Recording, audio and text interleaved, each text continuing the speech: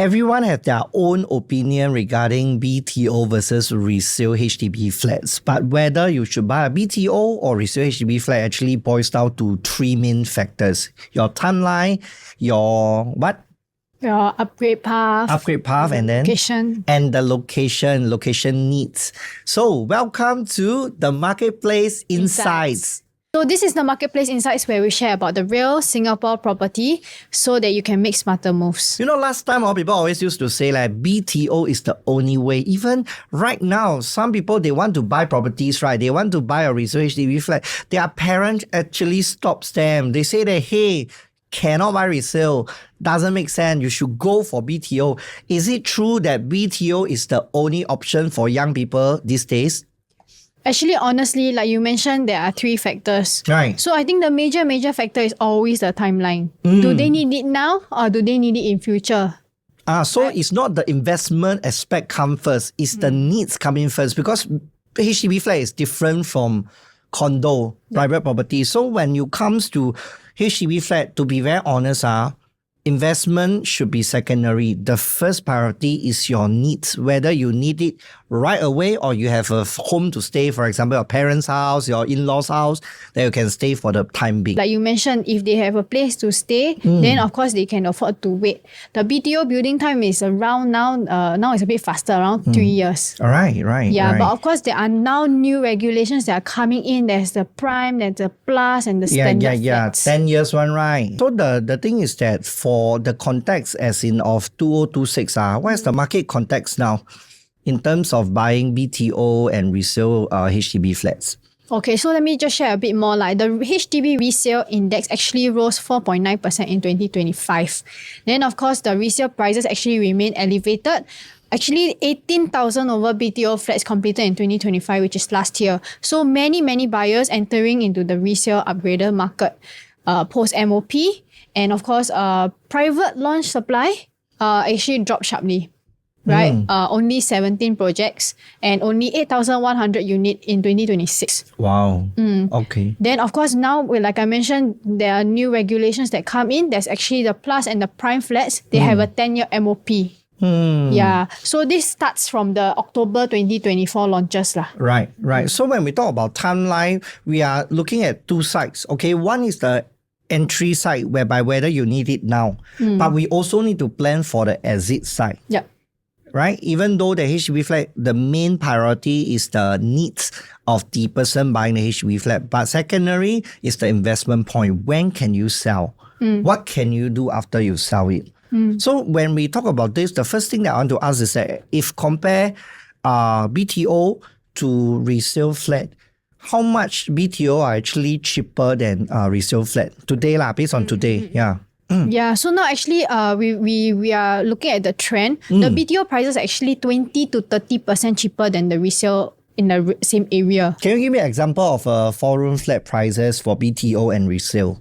Okay, so let's say we talk about a non-mature estate, let's say Punggol For a 4-room BTO is around 350k to 480k depending on the level, the facing, etc. And then of course its comparable resale in the same area would then be about 550k to maybe 680k. So there's already a gap of like 100 to 200k on the same type of flat, which is the 4-room flat that we're comparing.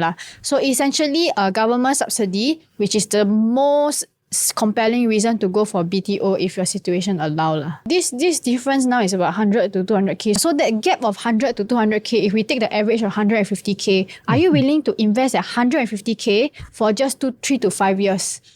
Yeah. So in that sense, let's say for younger couples who have no kids, no urgency, then of course the answer would be a yes. Right. But you see, resale properties, there is also grants. Yeah. You know, they have the enhanced housing grant, first-timer grant, and proximity grants and all that. Does all these grants actually close up the gaps for the buyers to make sense to buy resale HDB? Yes. Then one thing is that, you see, a lot of people say that they want to buy BTO is because cheaper. Then they can actually buy it at a cheaper price. And then usually after the MOP, they can actually sell at almost double. Yep. the price that they bought. Then there's what they call the first pot of gold. Yep. And this first pot of gold actually stopped a lot of people from buying resale properties where their parents actually think that it's a not worthy buy. Yeah, because they never make full use of the government subsidy.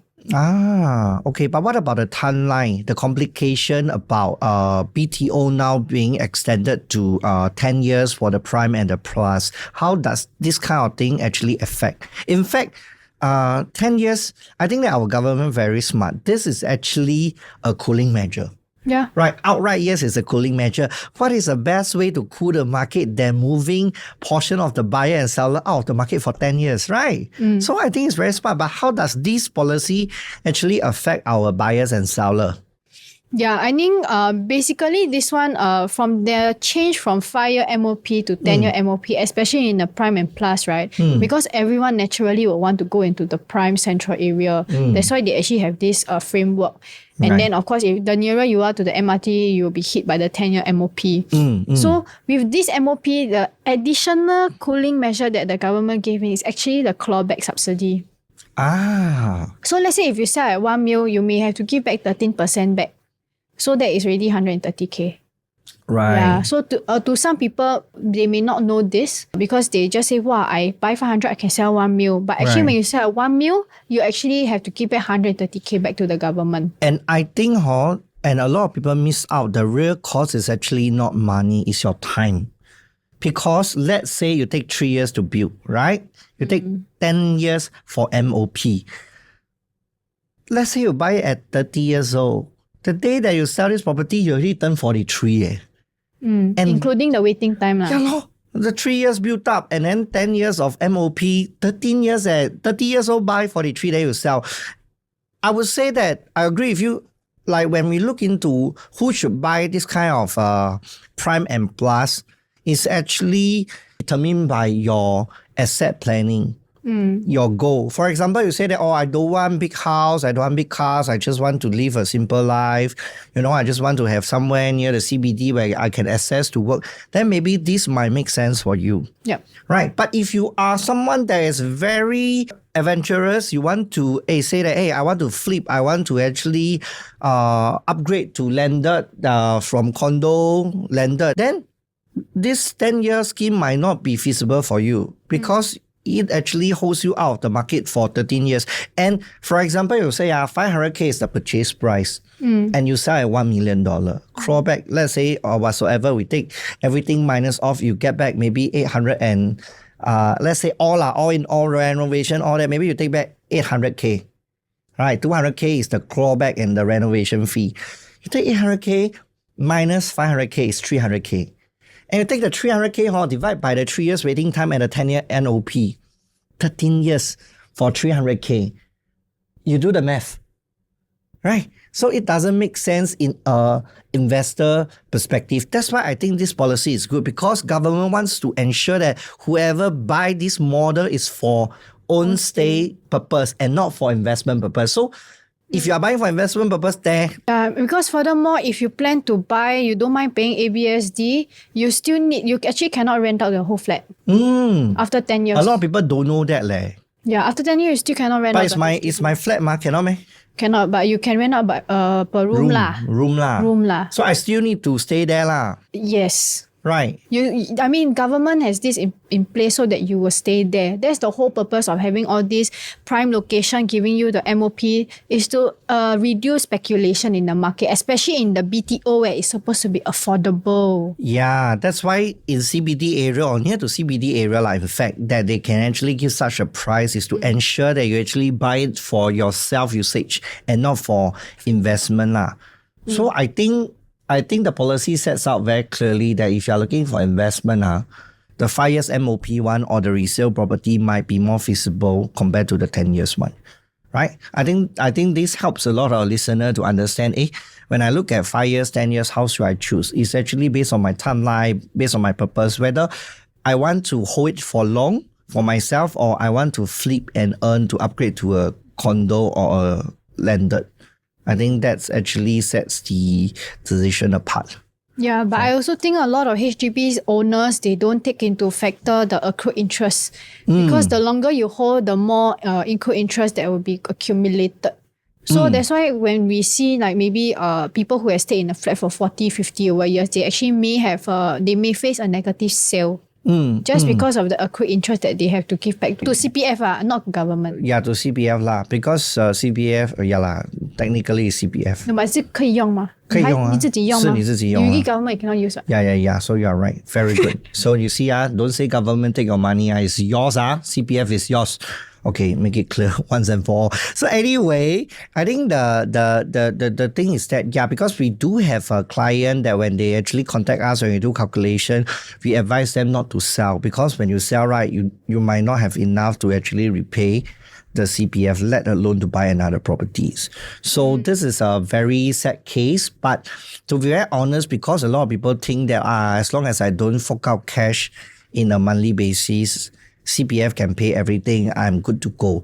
But in fact, if you have plans to sell and to upgrade, this might not be the best plan. So we always say that if good, use cash. As much as you can. 我们的老板 Calvin Fong 也是讲，在他最近的 Instagram say I use cash as much as I can. Of course, if I got that kind of cash, why not, right? But I mean, even for ordinary people like us, I think we still can actually balance it lah. For example, you don't use 100% CPF. Maybe if you can afford 50-50, or if you really cannot, maybe 70-30, depends on your income and commitment level. Right? Because at the end of the day, you want to have more cash and this kind of thing actually comes from consultation. Because as a buyer, I don't know. I just know that whatever can work, I just do it. But I don't know what is the consequences, or in fact, the kind of effect that will actually put in place when I sell my property one day. So today, when you buy a property through us, we will actually first go through a consultation to actually help you to understand what are the different ways in buying and holding a property, whether it's a HDB, condo, or whatsoever. Then you can decide which is more feasible based on a personal case-by-case basis. Right? So if today I want to ask you, is there a simple framework for me to decide which property I can buy? Or you will say that it's better to consult in a personal basis? I mean, in summary I would just say if you need to ask yourself 3 questions. 3 questions. 3 questions. So, do you need a home in the next 6 to 12 months? Immediate lah.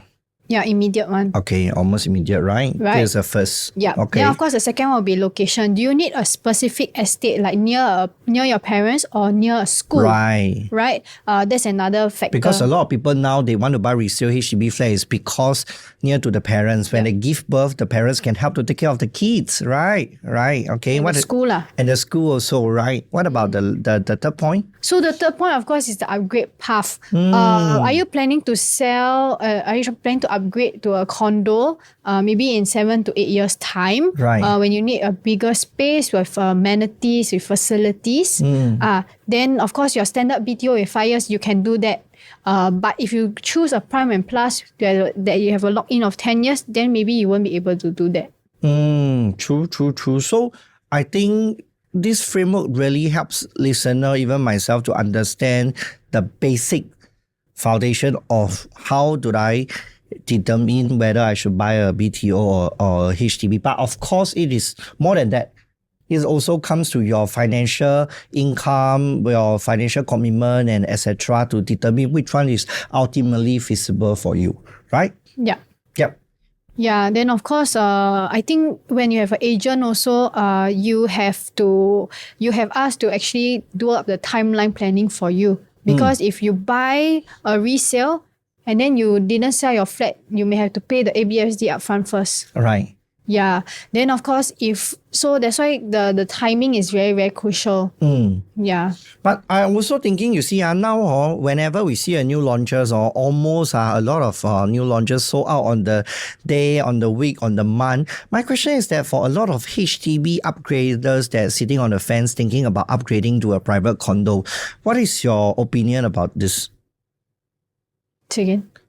For those HDB upgraders that are thinking to upgrade into a condo, what is your suggestion to them, whether they should upgrade to condo or they should stay put at HDB? The most if you have the waiting time, I would say, and you have the cash flow, I would say you go for EC because you get to stay in your place. And then you just need to sell your place within 6 months of TOP. So condo, I cannot stay at my place. I need to sell first, then can buy, right? Then EC, I can stay at my place first until I collect key within 6 months, then I sell. So a bit like BTO concept. Yes. Right. So there's the difference between between EC and condo. But of course, when we go by that way, we're talking about a brand new EC right? Yeah, brand new one. That one we still need to pay the ABSD upfront first. Yeah, so that's why the cash flow must be there, but at least you get the comfort of your own home. So today, as of today, if I'm a Singaporean, if I buy second property, I need to pay 20% ABSD upfront, then claim back later. After you After I sell lah. Oh, okay. But for those that want to upgrade to, for example, resale condo, then it's don't have this issue because immediate . But what about if I want to upgrade to a resale because my income ceiling exceeded for the EC new launches? I want to buy a resale condo. Does it make sense for me to actually rent out? Because a lot of people tell me that bo hua leh. You see, I buy resale mean is there? No, I say new launch condo. Oh. Yeah, they say that bo hua leh, if I buy new launch condo, I still need to lease for another 2-3 years. Then if I earn and then minus off MCST property tax, a lot of people tell me that maybe doesn't make any money. But I also confused, if that's the truth, why so many people actually buy new launches? Most of the time, actually, they are not renting outside. Most of the time, they actually, those that buy new launch, they sell their place first, yes. But otherwise, they actually have a place to stay already. They either stay with their parents, stay with their in-laws, or if they really rent, then I think they are comfortable with the idea. Maybe because you still can rent somewhere that you can, that is near your kid's school, for example, all these kind of things. But how does it make sense if, let's say, I don't have a place to stay, I need to actually rent for 3 years? Still makes sense for me to actually rent out and buy a condo or not? What is the game plan here?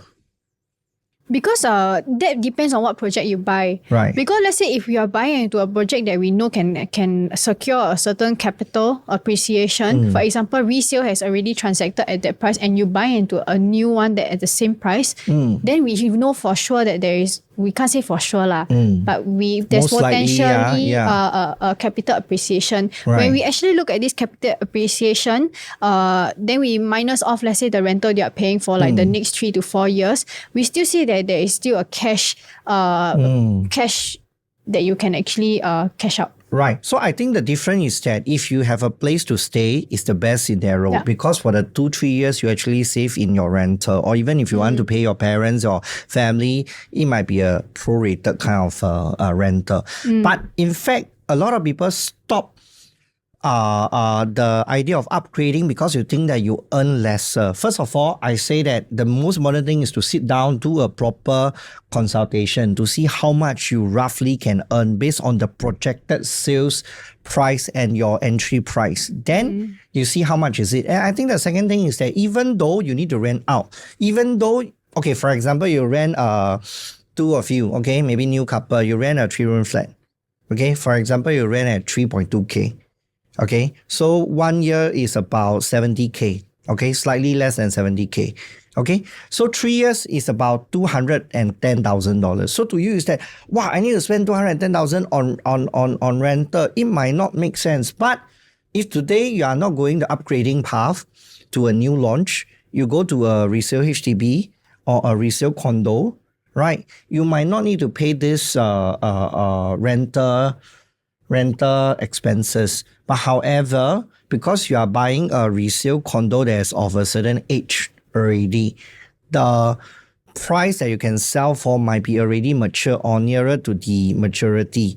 So when you actually deduct roughly, you might actually earn lesser than new launches. So the important question here is not whether you should buy or not, it's which project you should buy and what entry price you should enter into to decide whether is it feasible or not. Because at the end of the day, if you decided not to move at all, you stay at HDB for the next 5 years, HDB, there is a cap one. Okay, even though there is $1 million HDB, but there's only so many, right? government will sure come out with policy sooner or later to actually ensure that this thing don't become a norm. But the thing is that today, if you stop at where you are, for example, I always tell my client, today you buy a HDB, resale HDB, you buy insurance, you die, you pass on. Whatever your HDB worth is the asset that you leave for your family, right? But today, if you buy a new launch, let's say 2 million, 3 million, you buy the insurance also, of course you pay a bit more. But in the event that unfortunately you pass on, the asset you left for your family is so different. More. It's also more. And another thing also the forced saving part. Because when you buy property, when you buy the private properties, like for myself, I pay the 25% in cash because I don't have CPF. So the 25% is actually part of forced saving. If I don't spend this 25% on my condo, I might spend it elsewhere. Right? I ask you, why you buy resale? I buy resale is because I need to have a house immediately. Because I don't have a house, I have been staying out for the longest time. I have been renting HDB for longest time because I run business last time. So when I used to run Mukata shop and then I run a live band bar. So I will actually rent a flat near to where I operate my business. Yeah, so when I got the money, I thought that I need to have a house first. So you see, now my priority is actually the needs, not the investment point. If for investment point, I'll buy new launches. But because at that moment, I'm 33, 34 this year, so I thought that at least I should have a house first. Then I decide what should I do next. So you see, this is a different point. It's not investment first, but my priority is my daily needs. I need to have a house first for saving. But it also makes sense for me because the 25% is actually a forced saving. And I also know that after 3 years, because I bought it before 4th July 2025, so my holding period is 3 years. So after 3 years, I can actually sell it. So the capital appreciation plus the 25% is already more than $500,000. And that plus the 3 years of working of my CPF contribution and my cash saving, can you imagine? Is it easier for me to upgrade to a penthouse or even a more expensive property as compared to if I just buy a resale and then I stop there? So that is actually one of the major difference when I decide whether to buy new launch or resale, whether resale flat or resale condo. Yeah, so for you, the very important thing is to assess your personal financial ability, how much you are earning, what kind of commitment you can make before. There's no one size fits all one. This route, the upgrade route might suitable for most of the people, but some of you might feel it too risky. Then it will actually cause you anxiety and all that. Then there's another thing already. So the most important thing when you make a decision is to speak to a consultant first. Andrew and myself, we have been speaking and helping a lot of clients to make their asset progression. The most important thing that we tell our client, the first thing is to sit down, have a chat, understand yourself, understand your financial ability, and then understand the market pricing today and the commitment. Then you make a decision from there. Yeah. Is there anything you want to continue to say? I think I at my age, I have a lot of What is friends. your age? What is your age? I don't need to say lah. Oh, don't need to say okay. Age 是 secret 来的 but 那个 entry price 不是，所以可以问我 about entry price， 不要问他 age 来。 Yeah, I think people my age now, actually there are some people that are still waiting for BTO. Right. So they also asked me the question should I continue waiting since I already put down the 5%? Right. Should I still continue to wait for the BTO or should I just go and buy resale? Resale what? Flat. HDB lor. Right. Because the entry price is cheaper. Right. I know, I understand. But why they want to, why now then they have this realization? Only when I ask them, do you know actually there are opportunities in the market now? Right. Doesn't mean you buy resale means you cannot actually have that gain. Actually, with the new rules, the MOP 10 years, there are a lot of opportunities around the area that we can spot and we still expect capital appreciation. So there are always opportunities in this kind of rules and regulations that are new, especially. Right. So if you know the trick to go in first and where are the opportunities first, then I think you'll be able to gain rather than everybody find out what is it and then you enter. I think too late already. Yeah, I think the thing is that we blindly follow the idea that a BTO earns me my first pot of gold. But in fact, things changes after COVID. Last time, when people buy HDB resale, they say that if you sell, can take back whatever you paid for, very good already. On par. 以前人家讲你只要付你卖的价钱跟你买的价钱一样very good already. They don't intend to earn. But because of COVID, of the shortage of houses due to the delay of BTO and everything, you see that the resale market actually skyrocket. The price even for Woodlands, even a 4-room flat is relatively more affordable as compared to other places. But last time in 2023, 2024, a 4-room flat used to be about 400K. Last year, I sold all my 4-room flat at about 550,000. So it's an increase of more than 100,000. People that stay Woodlands, you should know. But if you compare to other places, they will say that, wow, still very affordable. But even Woodlands, this area that is so-called the Ulu place, experience this kind of price surge because of the demand. So I think you are right, the opportunity is everywhere. It's just whether we take notice of that or not. And I think that I think Angel Friend is a clear example of following whatever that people always teaches us. BTO is culture lah. BTO is the first pot of gold. And then to realize that today, actually the waiting time might not make sense for me because I'm earning more than previously. I'm able to afford better housing options. I think this also makes a very big difference lah. Yeah, I think, okay, additionally, right? I forgot what I want to say. BTO. I got a surprise question for you. Right. Why you want to surprise me? Yeah, I like.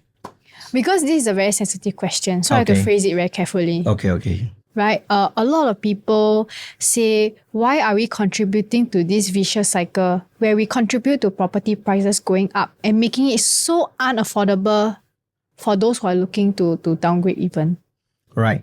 I think you must, everything have two sides. You got to see when you are asking this question, I can almost assure to say this question coming from a buyer perspective. Because when buyer, you are looking at things, looking at how to decrease the price, how to lower the price in order to buy it. But you must think that the prices go up is because of seller, not because of seller agent. Because seller, when you buy at $500, today you won't sell at $450. You want to sell at $550, $600, you want to earn more. And the thing is that when your neighbor selling at, for example, $600 and they are staying maybe 5 or 6 level below you, proud owners will feel that, I am actually at a higher ground. I pay higher when we actually purchase this property. I want to sell higher than that. If not, I don't sell. So the pricing doesn't determine by agent. Agent are the middle person to actually help owner achieve the pricing. No. Yeah. I mean, actually, it's a more on the ground question. Not so much of how much people are selling now. Okay. Yeah. It's more of like because we keep teaching people to flip. Then some people say we have a lot of people on the ground asking property price so high, who will buy? Even I cannot buy. Let's say next time I buy, I have a 1 million property, HDB flat. I want to downgrade. The next property I buy already minimum 500K. It's because of all these people lah. Go and check up the price lah. Then how? So your question is? So my question is, how do you tackle these kind of objections? Because people say, why are you contributing? Or like, why do people keep flipping? Okay, you can't... Because you make the society, you make all the property prices so high. You can't stop whatever is coming, ma. I take an example. When Grab, Uber first came to Singapore or even other country, you know there are riots happens for all the taxi driver. They actually protest. They don't want to drive because they want to stop Grab and Uber from entering into the country. And they actually stop for 3 days not driving to ensure that the town actually don't have taxi services. But today you see all this country need to have Grabs, need to have taxi. This kind of thing is you cannot avoid one. We have to grow together with the pace of the society today. Back to the question, when you ask why we contribute, we don't contribute. The main thing is that we facilitate for a fair price. Today, if I price this property, don't have people buy right, the price will not go up. The reason that why price keep going up is because there is willing buyer to pay such a price.